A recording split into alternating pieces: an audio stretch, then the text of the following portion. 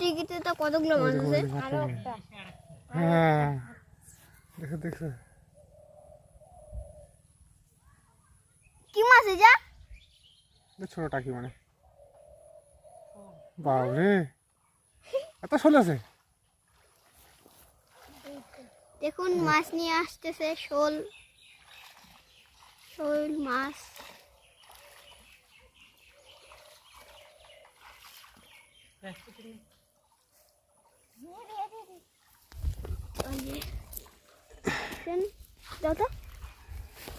দেখুন দেখুন কতগুলো মাছ পাইছে,